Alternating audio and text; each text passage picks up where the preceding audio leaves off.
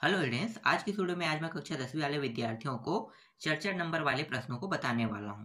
और चर्चा नंबर के प्रश्न हर एक सेट में आता है। ए सेट में भी आता है, बी सेट में भी आता है, सी सेट में भी आता है। वैसे ही 5 नंबर वाला भी और 6 नंबर वाला भी। सिर्फ 3 और 2 नंबर के प्रश्न हर सेट में अलग अलग आते हैं और यहाँ तक के वस्तुनिष्ठ। तो अभी मैं आप लोगों को चर्चा नंबर के जितने भी प्रश्न है वो सभी मैं बताने वाला हूँ। अच्छे से इन सभी के तैयारी कर लेना। अध्याय वाइज बताऊंगा, उन अध्यायों पे जाकर टिक कर लेना। तो सबसे पहले अध्याय में बताने वाला हूँ जीवों का विकास। जीवों के विकास वाले अध्याय से आपको चर्चा नंबर के प्रश्न में कौन कौन से तैयार करना है ये मैं बता देता हूँ। देखो, इसमें 3 नंबर भी है, 4 नंबर भी है। तो 3 और 4 दोनों आ रहा है, तो दोनों को देख लेते हैं ना, 3-4 में। ठीक है, 3 और 4 नंबर में दोनों प्रश्नों को देख लेते हैं। तो देखो, 3 नंबर के हिसाब से 3 और 4 दोनों है, तो 3 और 4 दोनों को ले लेता हूँ। इसमें कृत्रिम और प्राकृतिक चयन में 3 अंतर लिखिए। देखो, एक प्रश्न ये हो गया। ये बहुत ही आसानी से आपके परीक्षा बोर्ड परीक्षा सार में मिल जाएगा। इसके बाद है डार्विन और वेलेस द्वारा प्रतिपादित जीवों के विकास के सिद्धांत से हमें क्या पता चलता है। ठीक है, दूसरा हो गया समजात अंग से आप क्या समझते हैं। और एक होता है संवृत्ति अंग किसे कहते हैं। ठीक है, ये भी हो गया। अवशेषी अंग किसे कहते हैं, समझाइए। ये भी 3 नंबर का ही प्रश्न है। और ये जो अध्याय है 3 और 4 नंबर के प्रश्न आएगा, तो 3 नंबर के प्रश्न ज्यादातर यहीं से बनते हैं, इसी अध्याय से, इसलिए थोड़ा सा ज्यादा देखना पड़ेगा आप लोगों को। इसके बाद अगला है, देखो, डार्विन को विकासवाद की प्रेरणा देने वाली 2 घटनाओं को लिखिए। 2 नहीं रहेगा, ये 3 घटना रहेगा, है ना। इसके चांसेस कम भी है। चलो आगे देखो। एक ही जाति समूह में उपस्थित सभी जीवों के लक्षण समान होते हैं। इस समानता के कोई 3 कारण लिखिए। क्या मनुष्य की बढ़ती आबादी का बाघों की संख्या पर कोई असर पड़ा है, वर्णन कीजिए। इसे 2 अलग अलग नामों से जाना जाता है। और ये सी सेट के भी प्रश्न पत्र में आ चुका है 2023 में। तो जो 2024 में जो आया हुआ प्रश्न है उसके चांसेस 0 रहता है। और इस साल तुम्हें देखने को मिलेगा ये प्रश्न, कुटुम्बसर गुफा की काली मछली की प्रजाति कैसे अपने ही वंश की मछली को से अलग हो गई और अपने आवास में अनुकूलित हो गई। ठीक है, ये प्रश्न बहुत आसान है। क्यों अलग हो गई और किस कारण है, ये बहुत ही असल और सरल है। और अंधी क्यों हुई, ये भी है ना।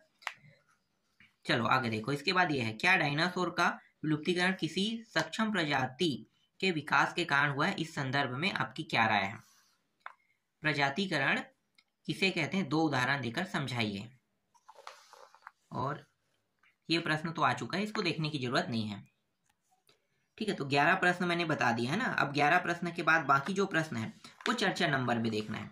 तो चर्चा नंबर के लिए कौन कौन से प्रश्न है, देखो, चर्चा नंबर को मैं हमेशा मोस्ट आईएमपी में टिक करता हूँ, क्योंकि जो मोस्ट आईएमपी है उसको ज्यादातर आपको फोकस करना है। ठीक है, अगर इंपॉर्टेंट कह रहा हो तो उसको आप छोड़ सकते हो, टाइम रहेगा तो पढ़ना है, छोड़ना नहीं है, लेकिन मोस्ट आईएमपी को ज्यादा पढ़ना है। तो ज्यादा प्रश्न नहीं है चर्चा में कम पढ़ना पड़ता है। जितना कम नंबर का प्रश्न होता है उसमें सबसे ज्यादा पढ़ना पड़ता है, क्योंकि ए बी सी 3 सेट है, तो ए सेट में, बी सेट में और सी सेट में, तीनों सेट में अलग अलग प्रश्न देखने को मिलेगा। जबकि 4, 5, 6 में एक ही टाइप के प्रश्न सभी में आएंगे, है ना। अथवा अगर तुम्हारे में भी तो उसके में भी रहेगा। तो इसलिए 4, 5, 6 का ज्यादा प्रश्न पढ़ना नहीं पड़ता। हमेशा 1, 2, 3 नंबर में ही ज्यादा प्रश्न पढ़ना पड़ता है। तो कम वाले में ज्यादा नंबर भी मिल रहा है, कम पढ़ने वाले में ज्यादा नंबर मिल रहा है, तो इसी को ज्यादातर फोकस करा करो। तो देखो, एक है ये, जीवों के विकास के सिद्धांत के 4 बिंदुओं का वर्णन कीजिए। एक प्रश्न ये हो गया। दूसरा प्रश्न है ये, अनुकूलन व जीवाश्म। ये तो आ चुका है, इसको पढ़ने की जरूरत नहीं, छोड़ो, ये आ चुका है, इसके चांसेस 0 हो चुका है ना। अगला देखते हैं, ये वाला। ठीक है, डायरेक्ट तीसरा में आ जाओ। डार्विन के प्राकृत वर्णवाद को समझाइए। ठीक है, इसे दूसरे नामों से भी जाना जाता है। ये इंपॉर्टेंट है, ये मोस्ट इंपॉर्टेंट है। जीवों के विकास में चयन और अनुकूलन की क्या भूमिका है, एक उदाहरण द्वारा समझाइए। एक प्रश्न ये है, समजात तथा संवृत्ति लक्षण क्या है, उदाहरण देकर समझाइए। जो प्रश्न क्रमांक जो कौन सा है, 3 और 5 है ना, जो मैंने बताया था वही प्रश्न क्रमांक है जो 5 नंबर में आया भी है। चलो अब अगला देखते हैं, ये हो गया। इसके बाद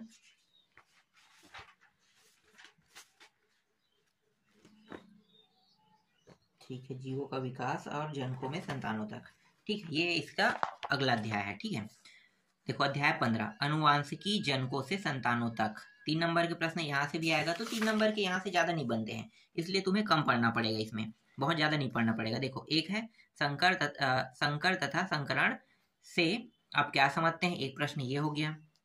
दूसरा है प्रभावी एवं अप्रभावी लक्षण से क्या समझते हैं, ये प्रश्न हो गया।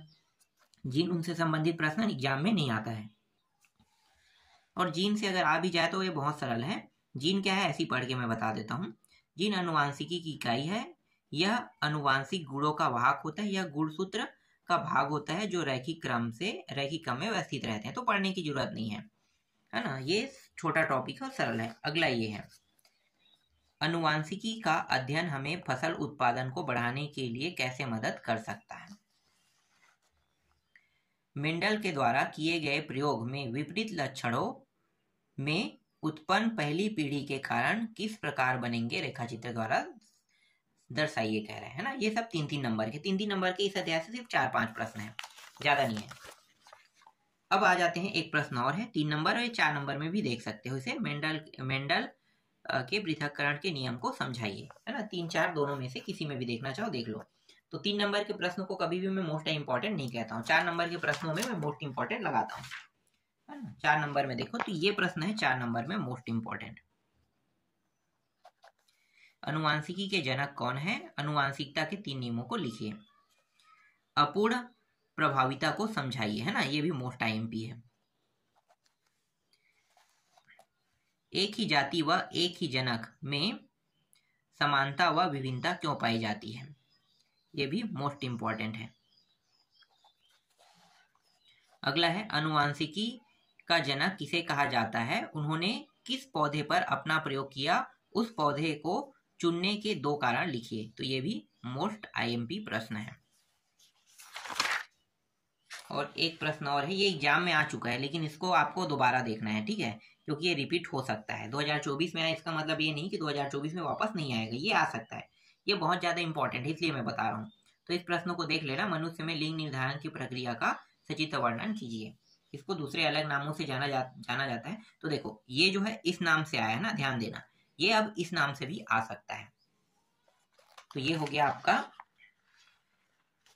4 नंबर का प्रश्न, है ना, इस अध्याय से। अब देखो अध्याय 16 हाइड्रोकार्बन के व्युत्पन्न, यहाँ पे 2 के भी आएंगे लेकिन मैं सिर्फ 4 का बताऊंगा, ठीक है। हाइड्रोकार्बन के व्युत्पन्न देखते हैं, ज्यादा प्रश्न नहीं पढ़ना पड़ेगा, 4 में बहुत कम पढ़ना पड़ता है। कहाँ पे भाई, देखो यहाँ तो नहीं है, फालतू को हटा देते हैं, ठीक है। बहुलीकरण, ये 2 नंबर के प्रश्न है। देखो ये है टेफ्लॉन बनाने का रासायनिक समीकरण व इसके 2 उपयोग लिखे। ये 4 उपयोग हो सकता है, ये इसको रख लेते हैं, रासायनिक समीकरण और 2 उपयोग, हाँ ठीक है, 4 नंबर में आएगा। तो ये मोस्ट आईएमपी प्रश्न है, ठीक है। इसके बाद देखो ये भी प्रश्न है एथेनॉल वाला, मोस्ट आईएमपी प्रश्न है। 2 प्रश्न हो गया, है ना। चर्चा नंबर का, चर्चा नंबर में ये भी मोस्ट आईएमपी है, मोस्ट आईएमपी प्रश्न है। सिरका किसे कहते हैं, और ये पीवीसी वाला आ चुका है ना, तब भी से मैं इसे मोस्ट आईएमपी में ले रहा हूँ। ज्यादा प्रश्न नहीं है, बार बार रिपीट हो रहा है, तो रिपीट वाले प्रश्नों को लेना ही पड़ेगा, एक आध प्रश्न आएगा ही आएगा। और ये सिर्फ इंपॉर्टेंट है, कम घनत्व वाले पॉलीथीन और उच्च घनत्व वाला पॉलीथीन में क्या अंतर है, ठीक है, ये हो गया। अब देखते हैं दैनिक जीवन में रसायन, इस अध्याय से 4 नंबर के कौन से प्रश्न आपको पढ़ना है। देखो 4 नंबर में ये है प्लास्टर ऑफ पेरिस, ठीक है, ये मोस्ट इंपॉर्टेंट है। ये 4 नंबर का हो गया, ठीक है। ये भी 4 नंबर का, ये मिला के आएगा, तो 5वां और 6वां प्रश्न दोनों को मिला देगा तब आएगा ना, तो ये मोस्ट इंपॉर्टेंट प्रश्नों में से एक है ये भी। इसके बाद साबुन वाला, ठीक है, ये भी मोस्ट इंपॉर्टेंट प्रश्न है। मिसेल का निर्माण किस प्रकार किया जाता है, ये प्रश्न भी मोस्ट इंपॉर्टेंट है, ठीक है। ये हो गया दीर्घोत्तरीय प्रश्न क्रमांक 1, दीर्घोत्तरीय प्रश्न क्रमांक 2 भी मोस्ट इंपॉर्टेंट प्रश्न है। सीमेंट निर्माण विधि के विभिन्न चरणों को लिखिए, बस इसमें इतना ही है।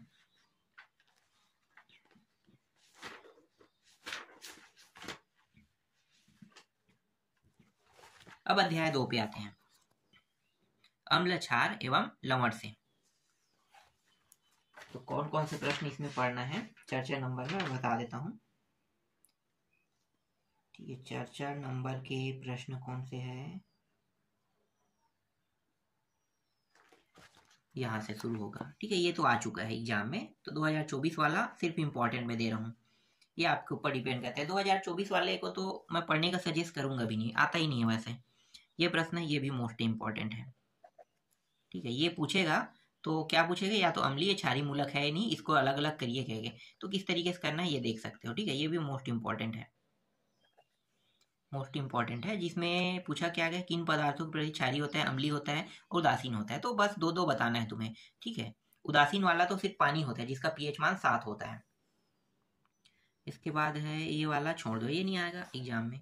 ये वाला देखो, निम्नलिखित चलो ये वाला कौन सा है, हाँ ठीक है, इसको भी मोस्ट इम्पॉर्टेंट में ले लेते हैं। ठीक है, ये भी देख लेना।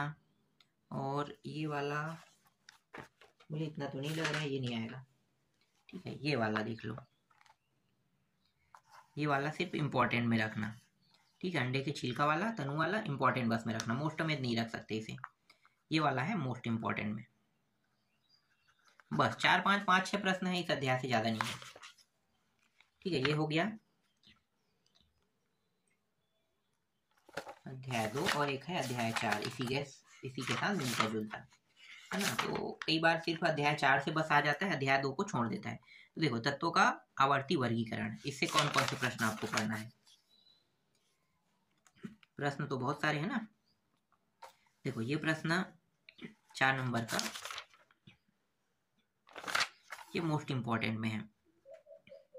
एक तत्व का परमाणु क्रमांक 11 है, ये बदल सकता है। परमाणु क्रमांक जैसे 11 दिया है, 13 15 इस तरीके से बदल सकता है ना, उसके बारे में पूछेगा।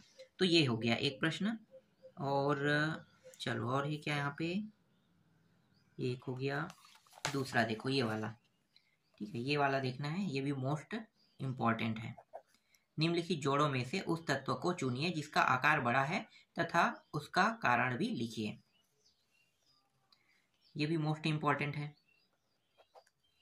3 तत्वों की परमाणु संख्या क्रमशः 5 7 एवं 10 है, बताइए। ठीक है, ये हो गया मोस्ट इम्पॉर्टेंट। और है क्या इसमें तो और नहीं दिख रहा है। अपवर्त सारणी में भाग वाला आएगा, ये मुझे पता है, लेकिन इसको हटा देते हैं, कोई मतलब नहीं है। ठीक है, ये है, ये भी मोस्ट इम्पॉर्टेंट है। ठीक है, ये भी मोस्ट इम्पॉर्टेंट। इसके बाद ये भी मोस्ट इम्पॉर्टेंट है। ठीक है, चौथा, ये सिर्फ इम्पॉर्टेंट प्रश्न है, 5वां, और ये 6वां भी सिर्फ इम्पॉर्टेंट है। ठीक है, तो इतने ही प्रश्नों को चर्चा नंबर में पढ़ना इस अध्याय से। ये भी कंप्लीट हो गया। अब बचा क्या है, 2 4 है ना, ये भी हो गया, ये भी हो गया, और एक और बचा है, कहाँ है भाई, वो भी देख लेते हैं। देखो, ये अध्याय है ना, अध्याय 7, जैविक प्रक्रिया, पोषण, परिवहन, श्वसन, उत्सर्जन। हो सकता है मैं 6 नंबर वाले प्रश्न के साथ इसको पहले ही बता दिया हो सकता है ना, तो फिर भी इसे एक बार देख लेते हैं। 6 वाला तो मैं बताया हूँ, 4 वाला रुका हुआ होगा, तो देख लेते हैं ना। 4 वाला मैं 6 के साथ बताया हूँ मुझे लगता है। देखो, ये है 4 नंबर का। ठीक है, रियो की पत्ती के स्टेमेटा का चित्र बनाकर ना कोई 2 कार्य लिखिए, ये हो गया एक प्रश्न 4 नंबर में। 4 नंबर में ये है भोजन वाला। ठीक है, ये सब मोस्ट इंपॉर्टेंट है, याद रखना। ठीक है, ये सिर्फ मोस्ट इंपॉर्टेंट को मैं यहाँ पे दूंगा, ज्यादा नहीं दूंगा, मोस्ट इंपॉर्टेंट है। ये भी मोस्ट इंपॉर्टेंट है, ये वाला भी मोस्ट इंपॉर्टेंट है। ठीक है, और ये 6 का 6 में तो बता दिया हूँ। ठीक है, ये भी मोस्ट इंपॉर्टेंट है। इसके चांसेस कम होगा क्योंकि इसका जो चित्र है ना, ये बहुत हार्ड रहता है, इसलिए ना हार्ड वाले प्रश्नों को नहीं देते हैं, सरल वाला देगा। ये मोस्ट इम्पॉर्टेंट। ठीक है, 4 नंबर में मोस्ट इम्पॉर्टेंट, 4 का 6 में आ सकता है। और ये क्या, ये है 4 नंबर में। ठीक है, ये भी मोस्ट इम्पॉर्टेंट है, ये आ चुका है 2024 में, इसको चाहो तो छोड़ सकते हो, मैं सिर्फ इम्पॉर्टेंट में दूंगा तो इसको। ठीक है, मोस्ट इम्पॉर्टेंट में हटा देता हूँ, ये भी 2024 में आ चुका है। ये तो 6 नंबर वाला है ना, 6 को हटा देते हैं पहले ही, 6 को नहीं देखेंगे। ये है 4 नंबर मोस्ट IMP प्रश्न। ठीक है, मोस्ट इम्पॉर्टेंट प्रश्न ये है। और है क्या 4 नंबर में, नहीं है। ठीक है, ये तो खत्म हो गया, 4 नंबर वाला अब इसमें ही है। अब आते हैं अध्याय 8 पे। देखो जैविक प्रक्रिया भाग 2 है ना, नियंत्रण समन्वय। तो इसमें जो है 4 नंबर में ये वाला प्रश्न, हमारे शरीर वाला। ठीक है, ये हो गया 4 नंबर, ये भी मोस्ट इंपॉर्टेंट है। मैं इसमें सिर्फ मोस्ट इंपॉर्टेंट दूंगा।